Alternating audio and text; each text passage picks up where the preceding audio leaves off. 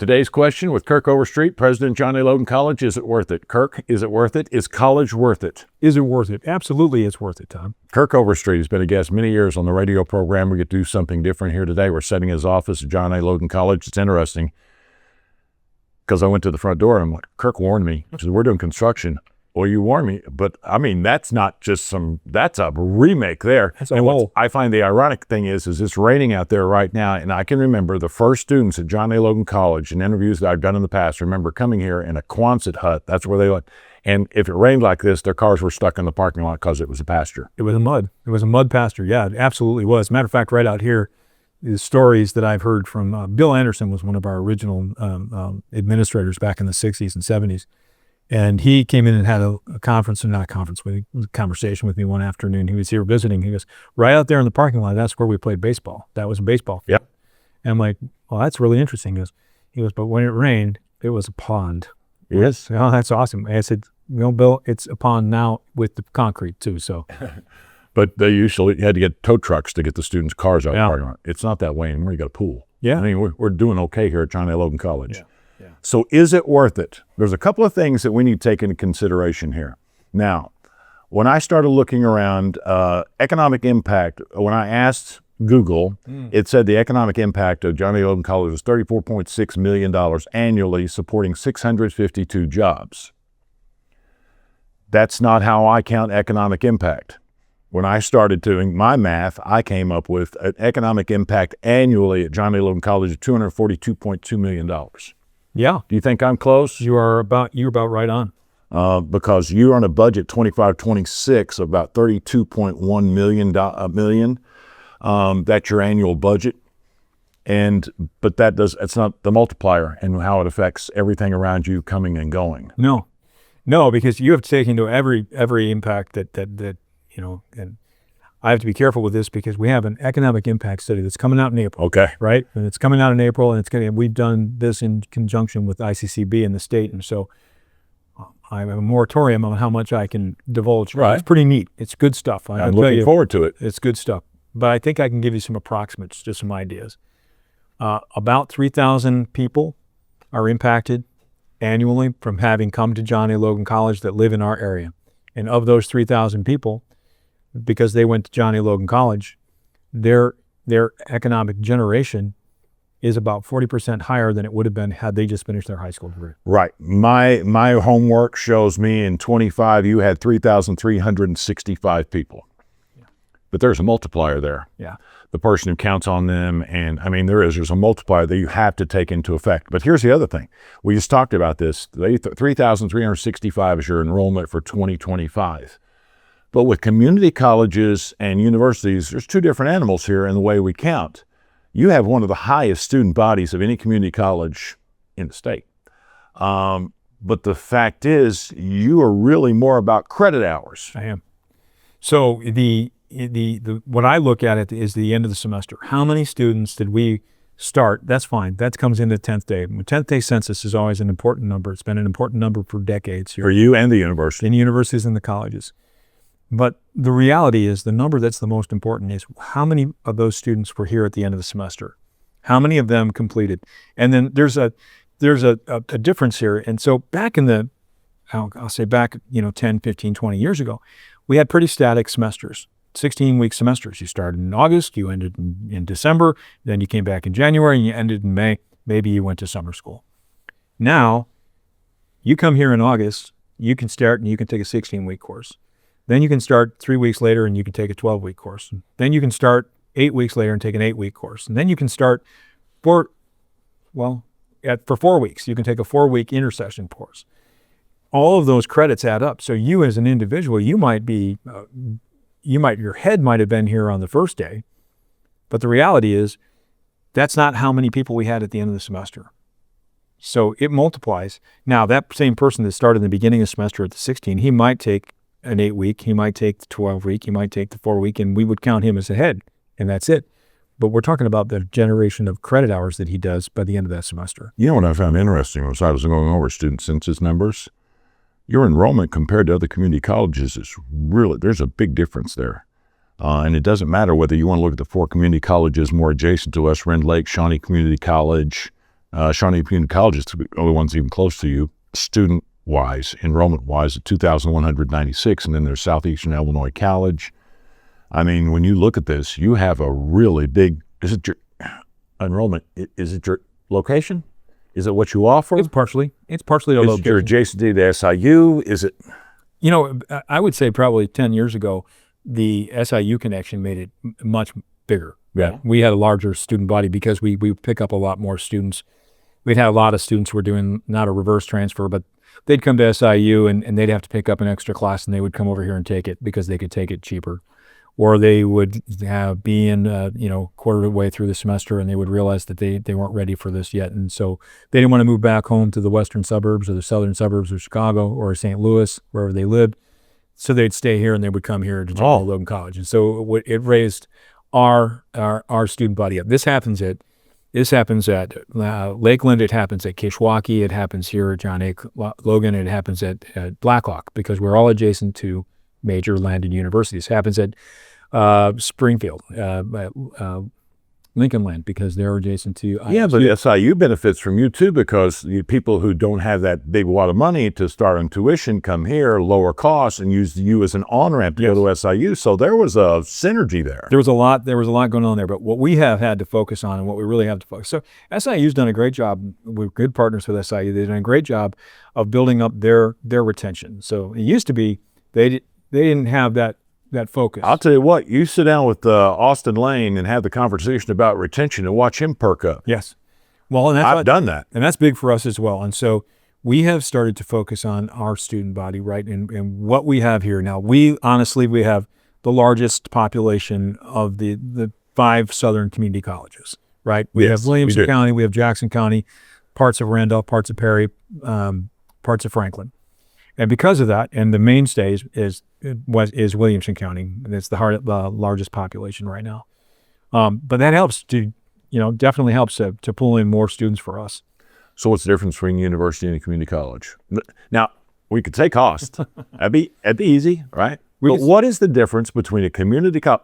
We were talking about, you used to pull in the parking lot and your car would sink to the axle, right? When first time I heard about John A. Logan College, and I kid you not, oh hell, it's just a high school with ashtrays. You've heard that. I have heard that. I mean, that was always. I'm telling you what, that's not the impression I get when I'm in John A. Logan College, especially when I come into contact with the faculty. Yeah. Well, for one thing, we got rid of ashtrays. There's no more smoking on campus. Yeah. So, when I went to college too, when DuPage, when I was 18 years old, it was the same story, right? There was the same thing. Not just high school on steroids or high school with ashtrays. No, our professorship it really is so varied and so rich, right? Is that a cross-pollination with SIU too?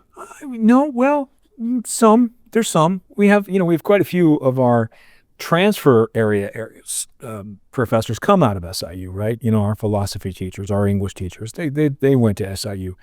But what we have that's different, that sets us apart, is we have the career and technical education focus. And you and I have talked about that in the past, Tom, the importance of that. We've also talked about the importance of those liberal arts courses. But they're becoming vocational. I ran into the guys from the automotive department, the vocational department at SIU. I couldn't count them all. Yeah. But here's the difference. I can put you in a certificate in 4 weeks. I can put you in an associate's degree in 2 years. I can get you stackable credentials in 8 weeks. As opposed to 4 years. As opposed to 4 years. You can come back. We're an open enrollment institution, so you can come here, you can take a semester, you can take a 4-week, you can get one of those certificates, you can go off, you can add that to your job and to your skill set, and then you can go to work. And you're not going to get penalized. You don't have to worry about a time frame. You don't have to worry about when you're going to come back. Is that the big edge that you have over us? Not about SIU. I don't want to look at it like competitive. Is that the big difference between community college and university? That flexibility. I think it is, and it's not. I think it's not a. It's an advantage. I don't consider it a downfall for them. They have a different focus, right? Well, it's clearly working because they signed up, and I know those guys, and they go. I ask them. I've never met a stranger. Automotive department SIU, where are you going to work? Toyota. Sure. Going down Tennessee. boom, they all had jobs, right? And so do your people. Right. So other than that, differences between community college and university, cost, flexibility, what else? Smaller class sizes, more intense, right? Our auto guys, I'll take Muhammad Brown was one of our students. He was our student trustee, right? He was in our auto program. He came to our auto program, and because of the ratio of student to professor in the auto tech program that we have here, he had direct conversations with his auto teacher every day, right?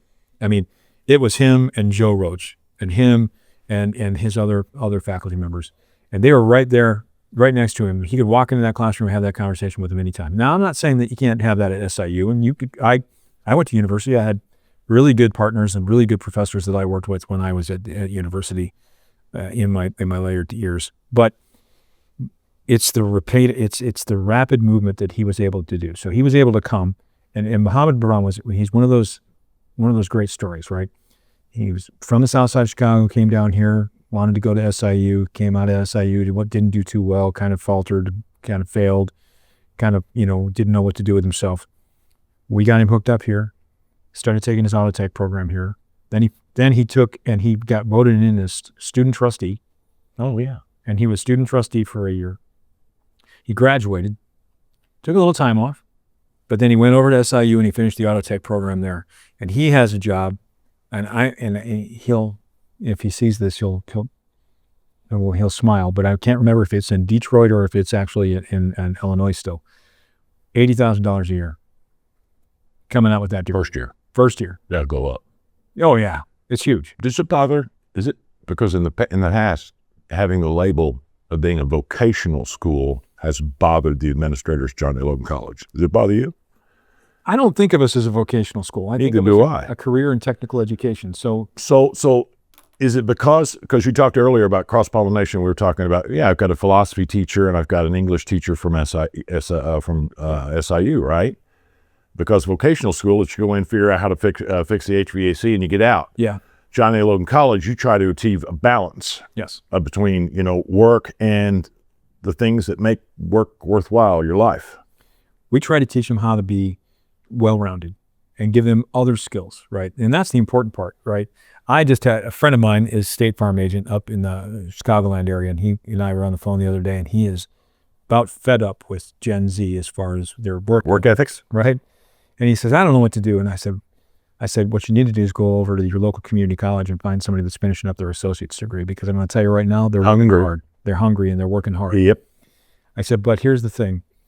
I said, in what we do here is we blend in those courses, right? We give them an English writing course. We give them a mathematics course. We give them a liberal arts course. They've got to take those along with the career in tech. Now, we worked hard to create some quick credit-bearing fast-track certificates so you can come in and get your welding degree and not have to take all of those courses.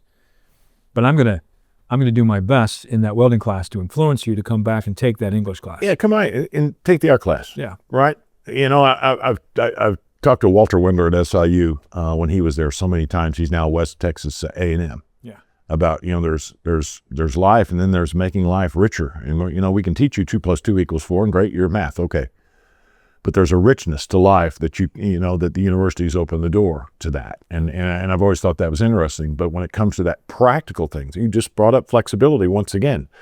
I mean, I had a friend of mine, David, fire department, Carbondale, English major, SIU. And he did remedial work for your students here. Do you find that that's more needed now? Because you talked about SIU, Yeah. They go, oh crap, I'm going to open my head here, boys. I'll back out and I'll go over here and try this.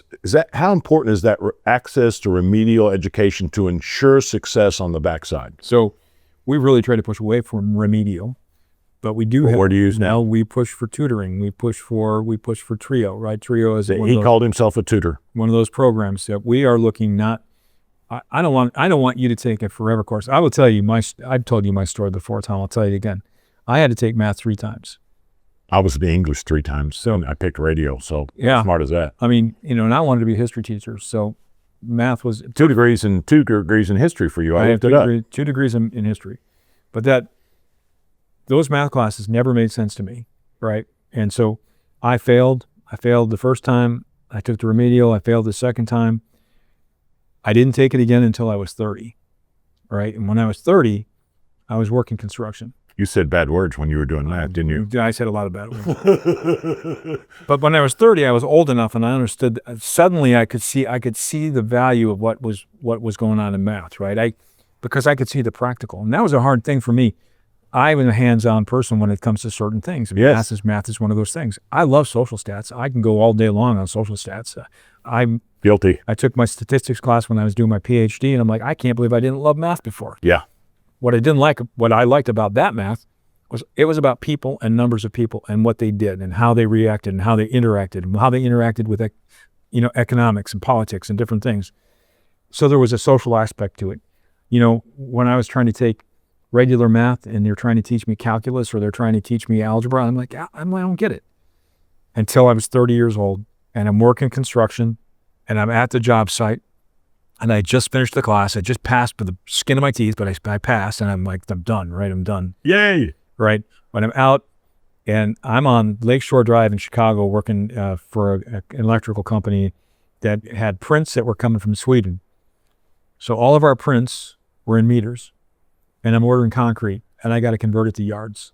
So the side of the truck, I'm riding in the dust, and I turned to an old-timer guy that was working with me, one of my dad's buds when I was growing up. I looked at him and I go, "Are you flipping kidding me? It's this algebra." And he goes, "Yeah." And this is a guy that went to Latin school, so it was a bit different time. That's a great story. But he goes, I swear to you, I got to go find that professor and explain to him that I now understand how to use algebra, and it is his fault. But that makes it so much easier for me. I could then envision it because it was about envisioning for me. So I love what we do at community college that's different than happens at a university and different than any experience you'll have at a university is because of our small class sizes, because we can have that one-on-one interaction with our professors. That professor can seek out the student like me and they can say, hey, I can see where this doesn't make sense to you. You make sure the light bulb goes off. We'd work on that practical side. I can remember basic times in life. Mine was interesting. Yours was metric. Mine was square yards, square feet, square acres for placement for radio towers. There you go. Yeah. And I'm like, oh, wow, that was interesting. And I came through the funnel to the help of a John A. Logan College graduate. So vocational school, we don't like the word for that, but it's still accurate. But the fact is, I go to the doctor's office, she takes blood and say, where'd you go to school? John A. Logan College. I had my regular quarterly maintenance check at my HVAC. Hey, dude, where'd you go to school? John A. Logan College. Right. Medicine, construction, HVAC, automotive. What am I forgetting? Early childhood education. Teachers. We seem to forget, and workforce is important, right? Workforce delves into all these things. Well, if we're talking about is it worth it in economic development, what do you do when you don't have people who can't put slot A into slot B, right? Yeah. So we really work hard on, and that's the focus that you're going to see probably over here in the next, I would say, decade. When they used to call it vocational, we now really focus on workforce and career technical education and training, right? I don't know why vocational got such a bad nickname. It just kind of did. It just had that it just did. Your sleeve was rolled up with a pack of cigarettes and you're underneath the car and you got to work hard for a living. Yeah. There was, when I went to shop in high school, everybody's like, you go to shop, you're going to be, you're going to go into construction. Well, there's nothing wrong with going into construction. I was talking to a young man the other day that's coming here. So we had our eighth grade day, or sophomore day, 350 students in the conference center. And so I took the microphone around and I said, so what do you want to do when you grow up? And he's looking at me and he goes, oh, construction. I'm like, that's awesome. That's fantastic. I started out in construction. He looked at me and I said, I started out in construction. I said, but the value in getting your education and going in construction is that you're going to be a more well-rounded human being, for one. You're going to have more opportunity, two. You're going to make more money eventually and over your lifetime because you have that associate's degree. And then I looked at him, I said, you come here, get your construction management program done, but you should go on to SIU and get your degree. Then you can go out and work in the field. Then you might want to become a civil engineer. But even if you don't want to be a civil engineer, I'm telling you, you want to be the boss. Yeah. You want to learn to be the boss. Now, take your licks and learn to shovel, learn to dig a hole, learn to show up on time, learn to lace your boots up, make sure you're wearing the right jeans, that you're not out there doing the wrong thing. Listen to your boss. That Gen Z, situation that my friend was talking about. We kind of teach a lot of those skills here, a lot of those preemptive skills Right. to help students out. But by having those degrees, and I looked at him and I said to him after that, I said, I loved what I did for 15 years. I loved working construction. I can show you every corner I built in Chicago, electrical construction. I can show you the ones that my dad built. There's a legacy there, and an important legacy. I go down Lakeshore Drive. I told you, I go down Lakeshore Drive up south by the Science and Industry Building. All the lights down that drive, I was part of putting up, right? And they'll be there for another 10 years before they got to take them down. They've been up for a while, but they'll fix them. But there's a satisfaction in that job completion that I got. Job of completion. I used to get it when at the end of the farm. It's field. It's plowed. We're done and done. We don't have to do anything more. We have to do it next year, but there's done finale. You never have that here. You, as president of Johnny Logan College, you never get, we're done. It's never done. It's never done. Well, except, I will say, Graduation? Graduation is always a fantastic thing. And remember I told you about Muhammad Brown. Brown brought his family in the other day to see with me. Now, I'm not done mentoring Muhammad Brown. I'll anytime he comes and asks me a question, I will.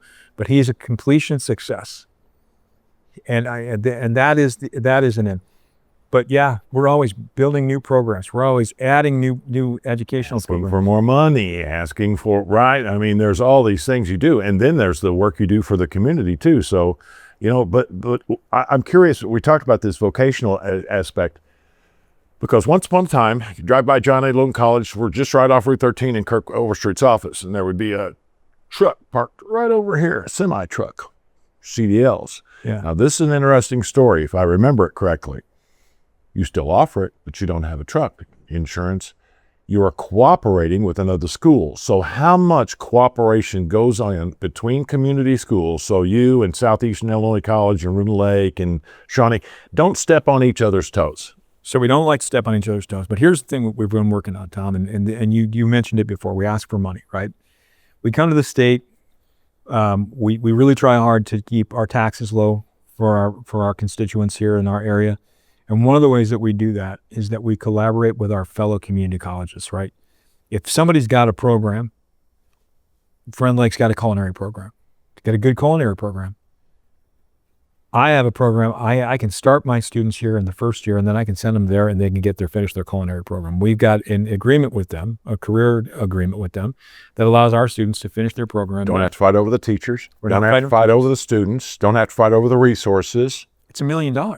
Right? Just if I wanted to put a restaurant here on the college campus so that I could have a lab to teach culinary. How much? I'm talking probably $10 to $15 million.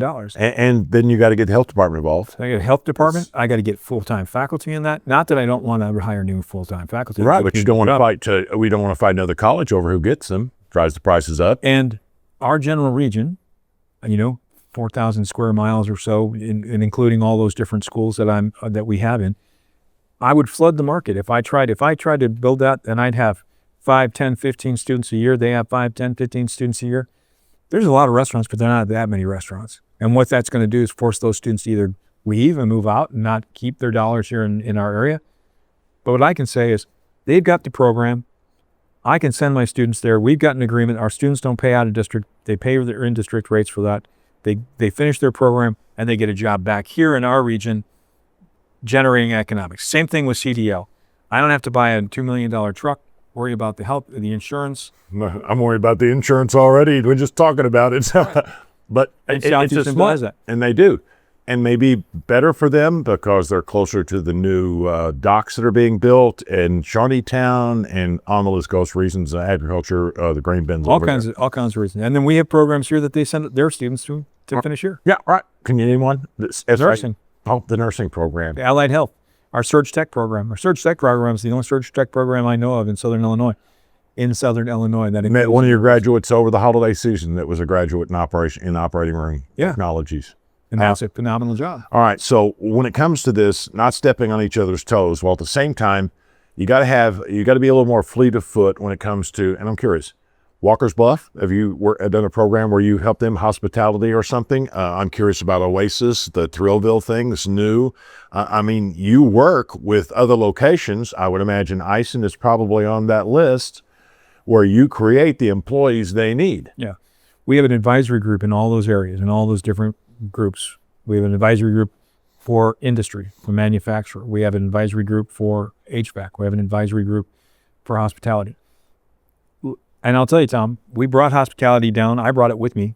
By the way, the hospitality students, where I most frequently meet them, in doctors' offices.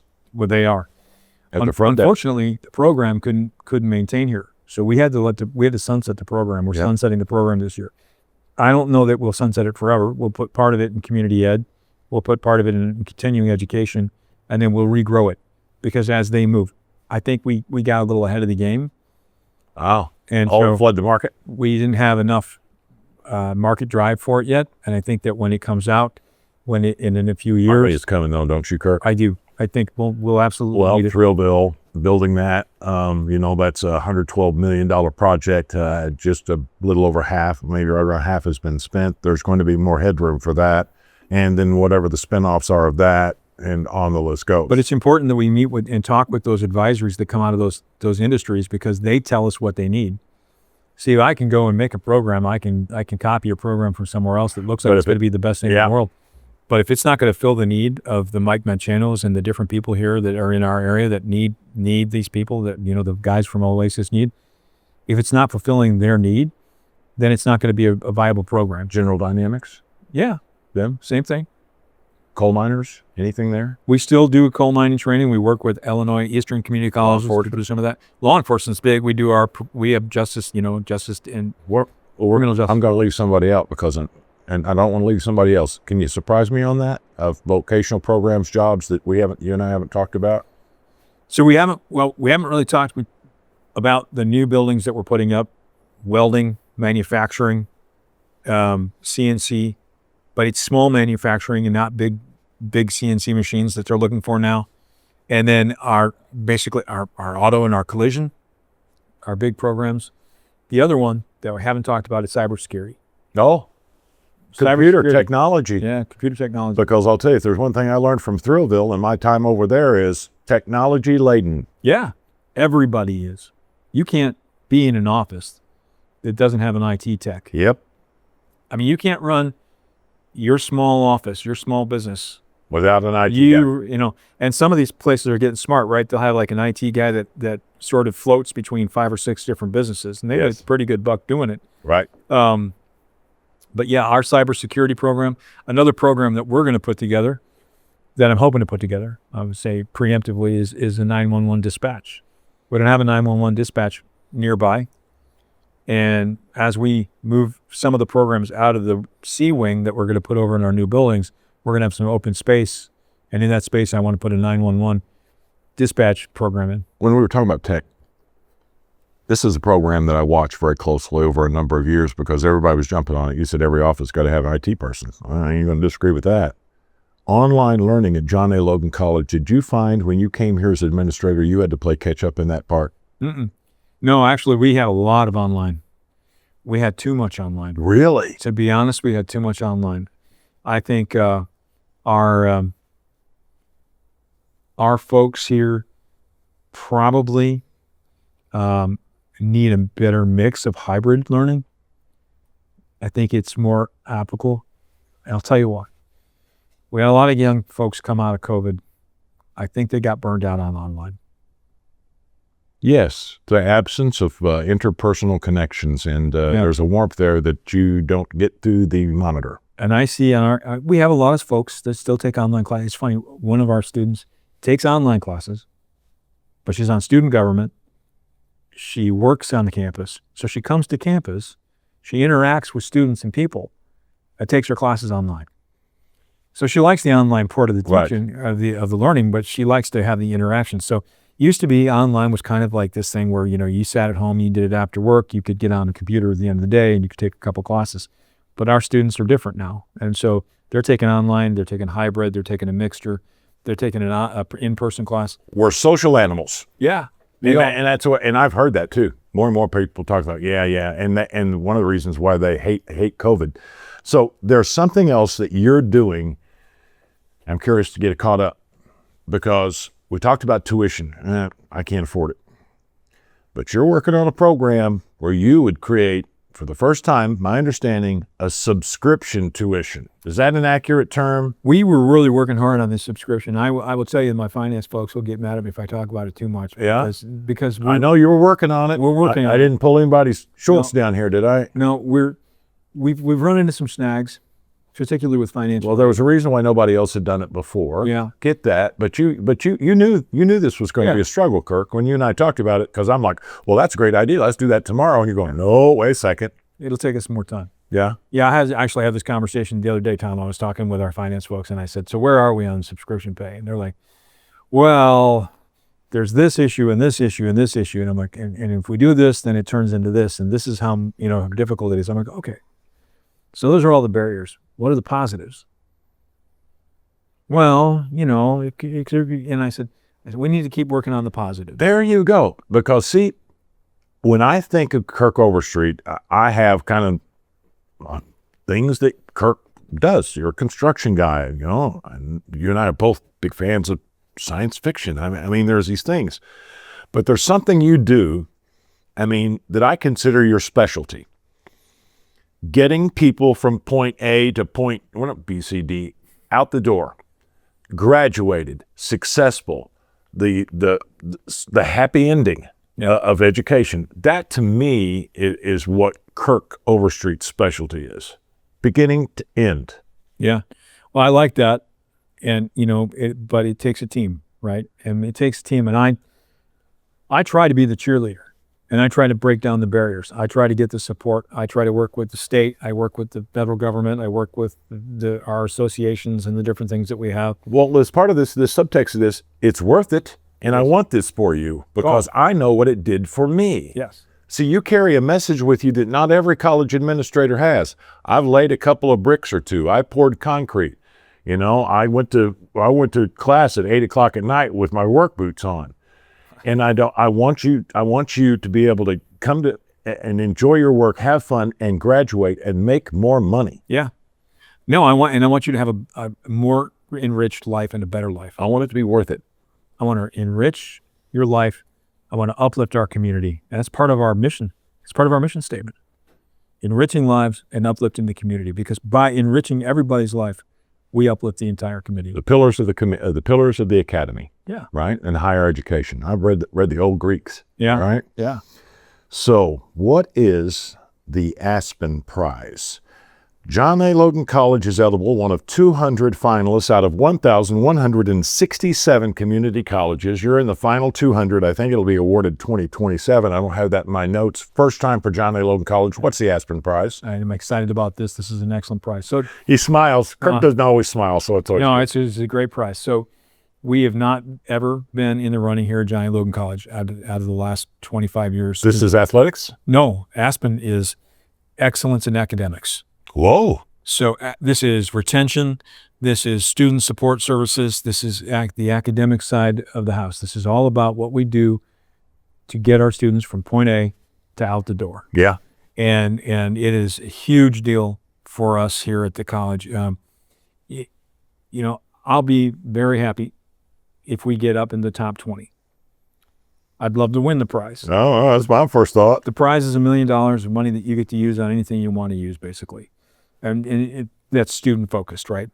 But part of the Aspen Prize is this idea of what we do to make a more holistic student, how we help that student succeed. When you and I went to college, when I went the first time to college, when I went the second time to college, I had a little bit of a different experience. But the first time I went to college, you walked in, there's a big green and white sheet of classes that you could check off of that you could take. You just kind of raffled through and you just said, I think I need to take English. I think I need to take math. I think I need. You basically have a kind of an idea. I do remember that paralyzing fear of misinformation and disinformation and lack of knowledge. Right. So what we've learned over the last, 25, 30, 40 years is we need to help guide. We need to help give you that. Look, I'm not going to tell you what to do. An education navigator. Navigator. We actually have a position in our allied health program called the Navigator program. Yeah. It is. It's Navigator. Look, we don't, we can joke. We can say, hey, we build models or we do a construction project and we don't need the prints. But I'll tell you right now, if we don't have the prints on a big building project, it's not going to get done right. You need the blueprint. You need the guide to help you do it, right? A growth plan. A growth plan. And not only that, but we start with our students, and now we're starting with students down in 8th grade and talking to them about going to college. And what does it mean? Back when I went in 8th grade. I can tell you that 7th and 8th grade is when the first time I went to the campus of SIU, right?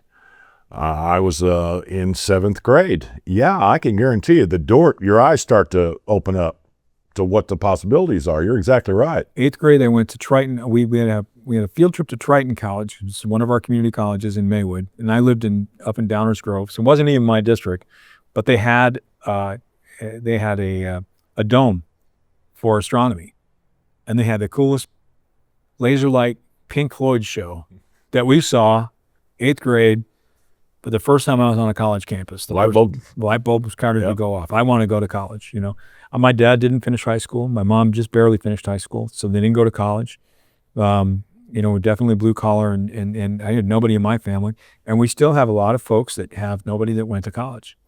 So you're your first generation. First generation. When my daughter went to college, she already knew how to navigate through a lot of these things, but still she needed navigation when she went to school. She still needed help, but she had a better idea. A lot of our students who parents are professionals and went to college, they have a different viewpoint. But when you're coming on board and your folks have never gone to college and maybe their first language isn't English yet, maybe they're speaking a lot of Spanish, or maybe they're speaking Korean, I don't know, whatever, it's not their first language.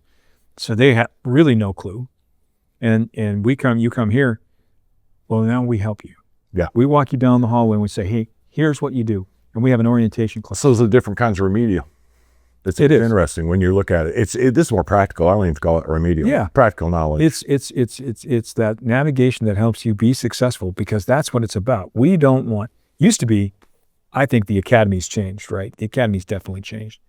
The academy used to be elite. If you went and you failed, you were a failure. Yep. We don't want you to fail. We want you to succeed. That's changing culture. It is a change in culture. And it's a change with professors. It's a change with academic. I see it as an elitist change, that the door for success and education and knowledge is open to everybody, and it doesn't matter what's in your pocket, your wallet, or your family's purse. Or your background. Right, especially where we spend on it. Now, here's another question which may dovetail into this to some extent. Is it worth it, is our topic today, college? Is it worth it? What role does athletics play in making John A. Logan College worth it? So I have 120 athletes, some of them who wouldn't go to college if they didn't have that athletic scholarship, right? It is another avenue of navigation for our students. It is another area for them to succeed. Being an athlete, being on an academic team, there's a piece about that says it's another part of learning. It's learning about being in the social aspect. It's learning how to interact with other people. Did you play when you were a kid? I threw shot put and disc. I love shot put, disc, and pole vaulting, basketball, football, wherever you got to play it. I played baseball when I was a kid. There's not a day goes by that athletics doesn't play a role in what I do. And one of them is football, and you get knocked down, you get back up. And then you go get that guy, get back up. You lost this time, you can win next time. There's always another day, live to fight another day. You're hurt today, you'll be fine tomorrow. And then team sports, the ability to look over to somebody that's on your team and your coworker today and say, I'm going to do whatever I can to help that person, and they're going to do whatever I can. Athletics plays a huge role in my psychological predisposition for how I go about my day. Yeah. I think it teaches strategy. It does. It teaches you how to, when you're a baseball player, you're not just hitting the ball. Respect authority. Coach, I'm not big on authority. never have been, but I'll tell you, there's not a coach I played for that I didn't love, that I would, if he told me to go whip that boy's ass, I go whip his ass. I like my coaches, you know? But it does. It teaches you teamwork. It teaches you strategy. It teaches you resilience. Our guys right now, we haven't really gotten to this topic yet. We'll talk a little bit about the big hole in the building over here. But, we had to close down our athletics. We had to close down the gym. I knew you had to play at another gym. I was talking to Steve O'Keefe over at Thrillville, and I was, I want to send, our producer down to get some B-roll at the basketball game. Oh, you can't? And I'm like, oh, that's right. It's closed. Yeah. When I got here today and tried to find my way to your office, right, my first thought is, he's not kidding. There's some work being done over there right now. But, our basketball players, both women and men, are still in the top ranks.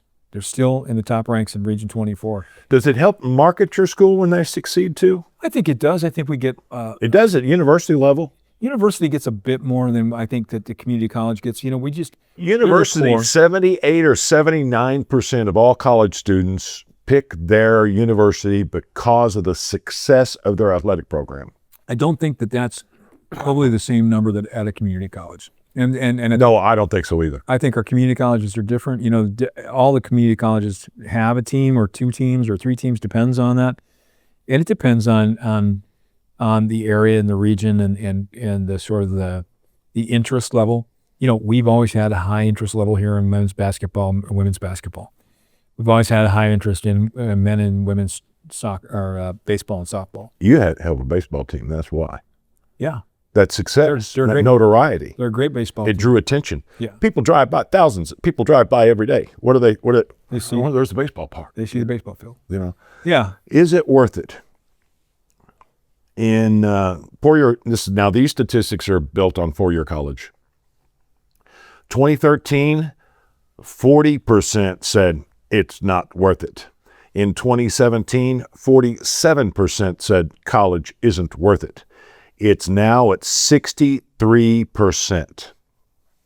Yeah.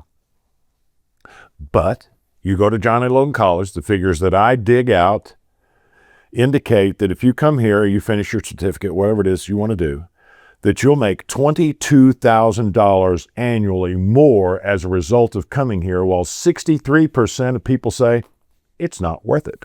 I think part of the problem, when we could get into real in-depth conversation about the problem with financial aid and loans and college loans. You think loans, people scared? I think what people say it's not worth it is the fact that if you go to 4-year program, you go finish your master's. I'll use myself and my daughter as an example. My daughter has a master's degree in creative writing. She did a year of law school. She decided she wanted to do law school, but so there are bills that have to go that are being paid for that master's degree. Now, she loves what she does. She writes grants for a law firm that helps disadvantaged women and children. Does it make $100,000 a year? No, it makes probably about $75,000 a year. It's, but the experience that she's getting, and she'll work her way up. I was getting ready to say she's not done yet. She's not done. She's a young person. She's got her master's degree and she's 30. She's going to, by the time she finishes, now when I was 30, I was going back to college because I realized I needed a degree and I needed to be able to move in a different direction. I was making $176 a week working on a 50,000 watt FM radio station, and I quit and went down the road and made a lot more money. A lot of my friends, when I left, so you guys doing all right. When I left construction, I was making, and this is back in the early, late 90s, I was making about $85,000 a year. It's not bad, but that was it. That's the top. That was with overtime. That's without being laid off.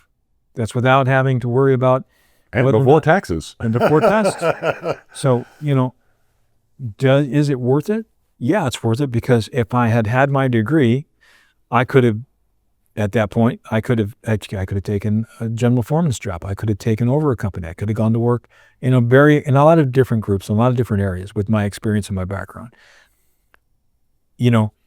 There are some static things that happen when you don't have that degree that will help you be more mobile and yes. agile. More options for you as time goes by. Yes. So I've seen that time and time again too. So the folks that are saying the 65% that says college isn't worth it, I said two things. I think one, I think that the folks that they're asking are paying back loans on an interest rate that stinks. You'll find this is interesting. The largest percentage of people who think it's not worth it are 24 and less and 65 and above. Yeah.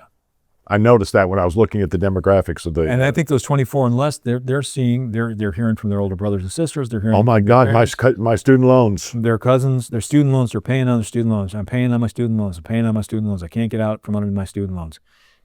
I get it, but your student loan is paying for something that it can't take away from you. Yes.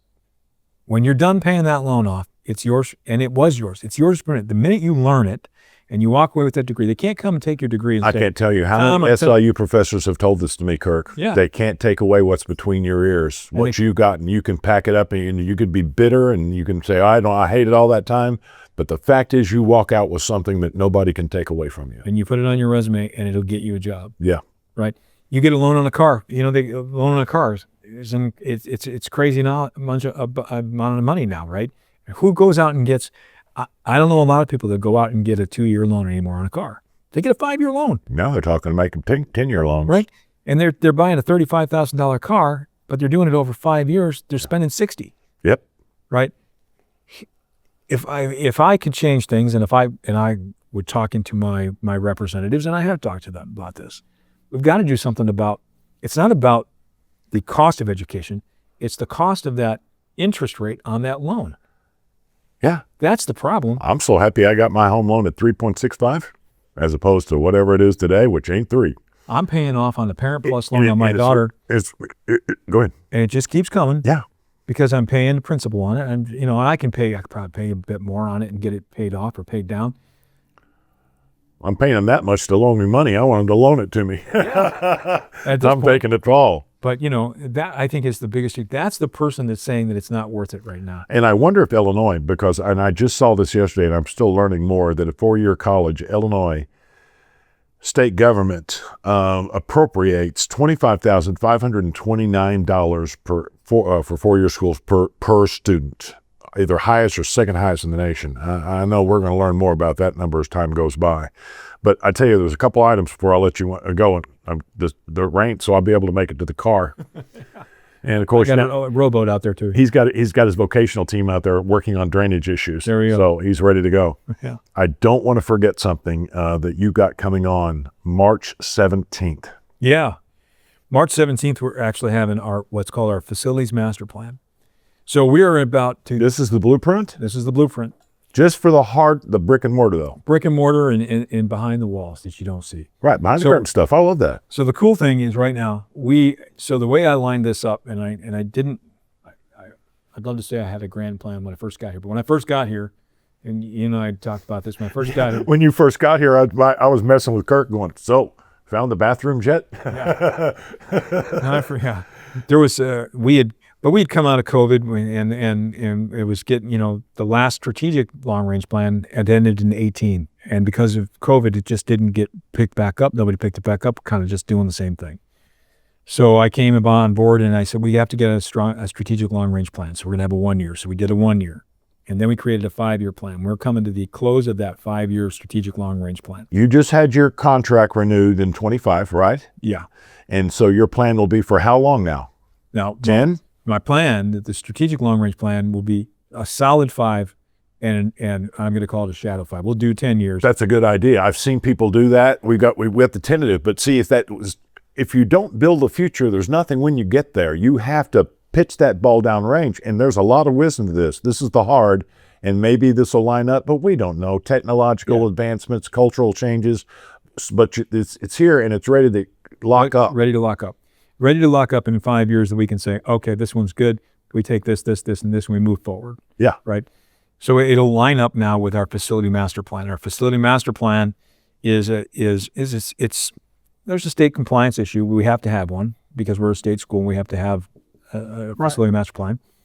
That helps us with our PHS funds, which is our public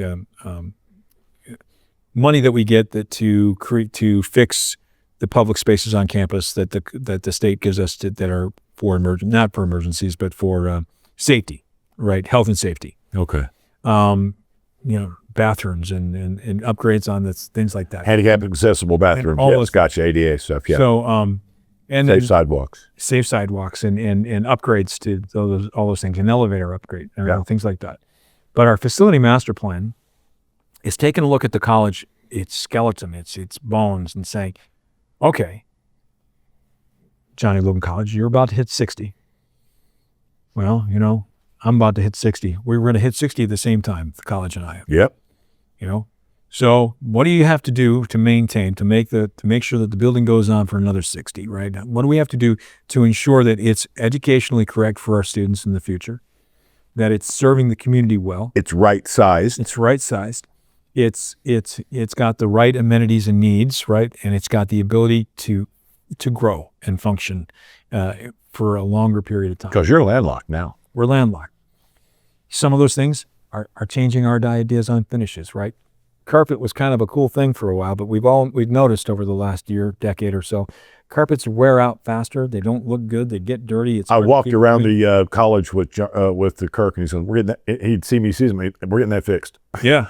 And, there's the piping on the thing. We're getting that fixed. So we went classrooms everywhere because that construction background you have, it really can find itself applicable here. Yeah. So Fix it. We have a public, basically a public day where everybody can come in from 8 until 8 o'clock. They can go into the library, and the library's going to have a bunch of posters with some of our history, what the Quonset huts, Muddy fields, all the way through the buildings took place in the 80s and the 90s, and then some of our future stuff that we're working on right now, our CTE buildings, our new front entrance, what that's going to look like. You're going to have some future books, and you're going to have some different things, and we're going to ask the question. We're going to have 10 questions that we want to ask our students, our faculty, our employees and staff, our community, right? Every parent that's out there right now, every retiree that's interested, everybody that went here before, everybody that might come here. We want your opinion. We want to know, what do you think this needs to look like in 2037? What do we need to look like in 2037? So we're going to have our facility master plan. It's going to lay underneath our strategic long-range plan that will go to 2037, which will also lay under our what we call our SEM, right? Our student enrollment management plan. All of those plans put together are going, and then we have a budget plan. So you're just a lazy bum and sit at home and don't ever set and go. Because quite frankly, you're making me dizzy here because I know how hard it is by committee to get everybody lined up, and it takes time. It does. But I'll tell you, my takeaway from this is, Kirk, I've seen other people do this, including SIU, and retaining their research and going back to their research standing at SIU. I see the benefits of it, and that's going to be coming up March 17th, open door to the public? Open door to the public. All right. We've been here a long time. The storm is gone. Yeah. I'm going to be able to make it out here pretty quick. Yeah. Worth it. Now, here's the thing, Kirk. Kirk Overstreet, president, Johnny Logan College. How do you drive home the point to someone, to their parents, to the potential student, to the non-traditional student that might be a parent? It's worth it. Trust me. Okay? No, I don't. Go past that. Is it worth it? 25 years ago, I was digging ditches. I'm the president of the community college. I have 3 degrees. I have a bachelor's degree in history, a master's degree in history, and a PhD, doctorate in organization development. Is it worth it? I love what I do. I have given back to the community. I help people succeed. I help my staff succeed. I help our community enrich its lives. I help uplift our community. Is it worth it? Absolutely worth it. Is it worth it for your economics? Yes. You're going to make more money over time, over your lifetime for finishing your degrees. Are you going to have a better understanding? You could be able to read the newspaper. Well, nobody reads newspapers anymore. I mean, we know that, but they read, right? But hey, look, you're going to be more critical thinker. You're going to have a background. You're going to be able to appreciate art. You're going to be able to appreciate the work that you do. You're going to be able to work with people better. You're going to be able to strategize better. You're going to understand statistics so that you can watch your baseball game and have a better baseball game because you understand what it means, all those runs and errors and picks. And help kids with their homework. And you're going to help kids with their homework. It's going to make you a more well-rounded human being, for one. But that long-term, that long term. They can't take it away from you. Would your daughter be going to university had you not had the storyline that you have? I probably think I would have pushed my daughter to go to university, but I think it would have been different. My daughter was 5 when I graduated my bachelor's. She watched me graduate, and she said, "Dad, I want to go to school here." And when I was working on my master's degree, we went to Ball State for my master's degree. So we moved. My wife quit her job, and we moved to Ball State because I got a graduate position. I was 32 years old. It was crazy. But my 6-7-year-old daughter was home a lot with me because I worked at the archives. That was part of my graduate position. I worked at the archives. With history, I would think that'd be a good place. So, but it was varying times. And so I was home a lot with her, and she would see me working on papers, working on research, reading. And it became ingrained in her that was an important thing to do, right? To learn. She thinks she's smarter than me now. She probably is a little smarter than me now. It's the part we're editing out. Yeah. It's the part. I'll give her props on that. She's a smart kid, and she's a bright kid. But I've seen this generationally that you and then she will, that there's a second and third order of effect. Yeah. Yeah. Her kids are going to college. So when it comes to worth it. Yeah, it's worth it. All right. Now our producer went to college. Worth it? He's shaking his head. Worth it. I mean, I've worked with, who else am I going to get to help me through my day with those people? Kirk, it's always a privilege. Just one quick short one before I let you go. 2 degrees in history, you just mentioned this, and I've been aching to ask this question of you. Where, historically speaking, and you employed the past, however far back you want to go, where do you see higher education going? Wow. Because we've talked about online. I mean, you go back 6 years ago, Kirk, people were going, online education will end universities and campuses. We have no need. It's exciting. I think what's going to be exciting about the future, we're going to be incorporating AI. People are going to be learning how to use AI to better their learning, right? I hope you're right. It's a tool.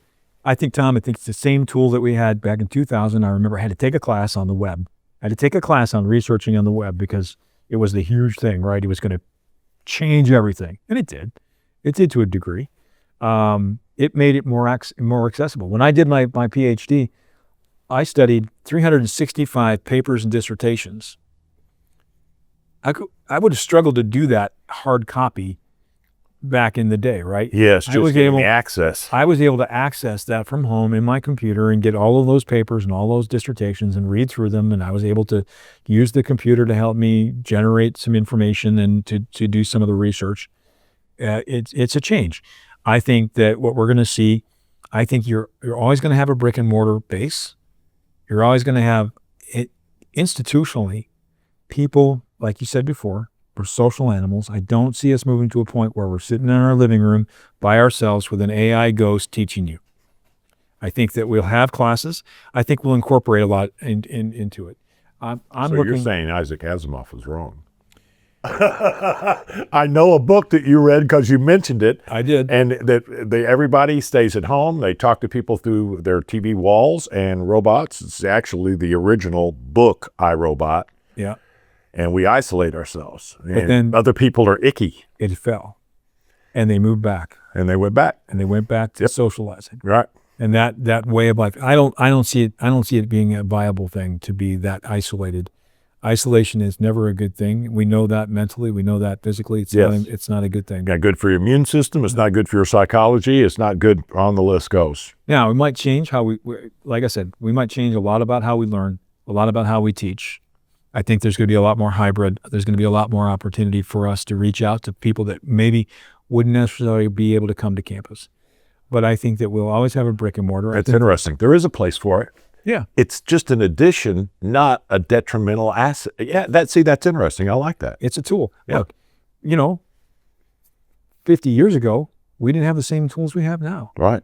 We didn't have the same hand tools, right? Now I got power tools that don't require me to have a cord, right? Because they're lithium battery type. It changes everything, right? I mean, from when I first went to work in construction, you had to have a generator, you had to have the plug-in, you had to have gas, you had to have all that stuff there. By the time I was leaving construction, we had a lot of handheld power tools that you Yep. didn't have to have a hookup to, right? It made life a lot easier Yeah, it did. to get the work done. So it's Hell, all I was about cussing about the cords too. yeah, you're still cussing, but it was, but I think you have to look at it as a tool. I think that the human spirit is always going to want to learn. Yeah, basic human drive. It's a basic drive. Yeah, it is. But I also see people that seemingly don't have it. Well, I think certain people have certain degrees of it. Yeah, that might be more accurate. I give them that. ask@integritypointmedia.com. That's our email address after questions. And we, of course, we'd ask you to subscribe, like. It's an important business component to this. Our guest has been my friend, Dr. Kirk Overstreet, President, John A. Logan College. The issue, is it worth it? And hopefully after today and this conversation, you'll know a little bit more how you feel. Is it worth it? Kirk, I do appreciate, I took a bunch of your time, man, but I really do appreciate it. Love seeing you, Tom. It's been fun. And we'll see you again next time.